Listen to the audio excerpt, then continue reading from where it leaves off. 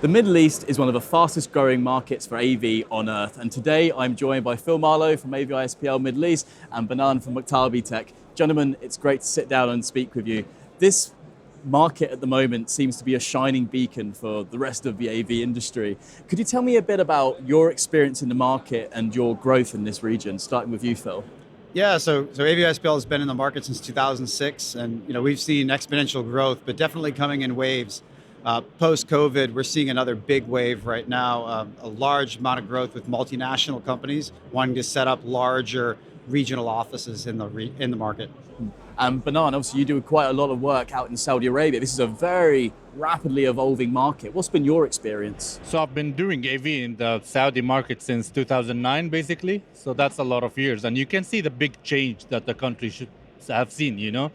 We started with like having little screens here and there, but now you look at those installations where you have innovation hubs, experience centers, all these like complicated installations happening. So it's pretty exciting, man. I think the country is growing fast when it comes to AV. Basically, I think the expo helped a lot, and Phil they did a lot of work there to educate the end users, man, about the value of having proper AV solutions, and yeah, it made our life easier.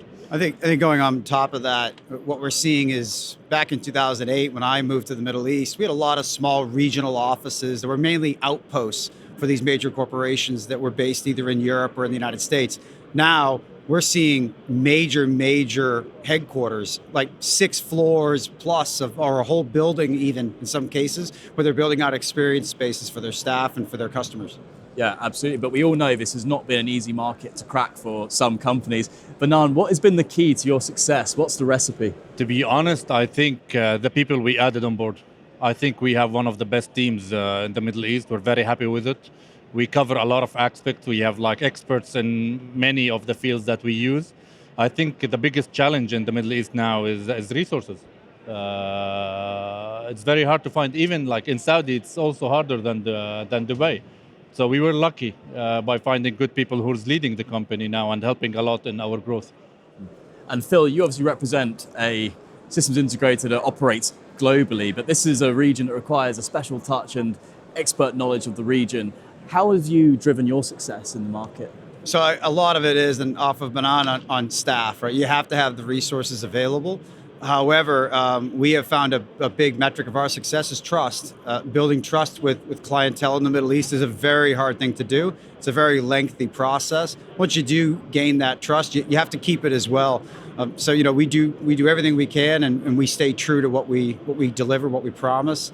We always try to over deliver to our clients and make sure that they have success as well. Of course, and no market is without its challenges, really, Phil. But so, what would you say is the biggest challenge for you in the Middle East? Well, you have to remember we're definitely geographically a bit challenging. Logistics, supply chain, especially through the pandemic, was incredibly challenging. Making sure that we're continuing to be able to get product we need to install to keep our teams moving. Everything that we do has a knock-on effect if something doesn't show up. So definitely logistics is hard, but again, making sure that you've got that customer and that customer has the right vision and we're aligned with what they want so that the end product is exactly what they dreamed of. Of course, and Banan, what's been your experience in terms of challenges? What is the biggest hurdle you've had to overcome in this market? I would say managing expectations. We work with customers that they want the best, they want the biggest, they want the... And man, that's why education is very important. And this is something we want to focus on the next. Like we build our own experience center to educate our clients, to educate the end users about how things are done. So managing expectations was one of the biggest challenges we faced by far. Mm-hmm. Yeah. And this market is experiencing so much growth. There's a lot of optimism and a lot of energy going around in the region. How do you see this market evolving in, say, the next 5 years, if that's even possible to predict, Phil? So let's start with what we're seeing today. Post-pandemic, we had a lot of customers that they had to evolve. They wanted to bring people back to the office. So they went out and spent a lot of money, but there wasn't a lot of thought process around that or a bigger picture. Now, we're a couple of years after that, we're seeing clients are doing major refreshes. But this time, they want to do it right. And they're looking to partners like AV-ISPL to look at from a wider horizon view, zoom out, slow down, say, well, let's look at your larger solution, your larger ecosystem. So that's definitely something we're seeing, and that's driving the market massively. Of course. And Banan, there's a lot of chatter around Saudi. How do you see the market evolving? It's exciting. It's really exciting. But again, man, education is a very important factor. So like having people like you as well, like with the magazines, with all that, supporting us on social media, all these events, we try to get customers here all the time because seeing is believing, you know. And again, man, my biggest challenge is meeting their expectations. And as Phil said, like, what do we sell? We don't sell products, we sell trust, you know.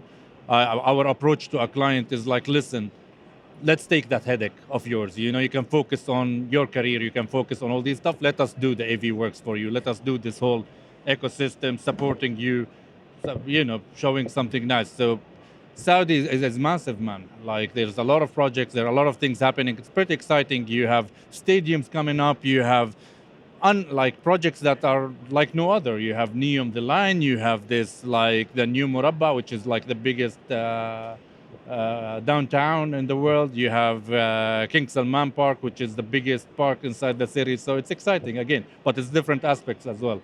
Yeah. Of course. I look forward to seeing how this market continues to grow and how you gentlemen will stay at the forefront of that. It's Thank you very very much for your exciting. time. Yes. Thank you. Perfect.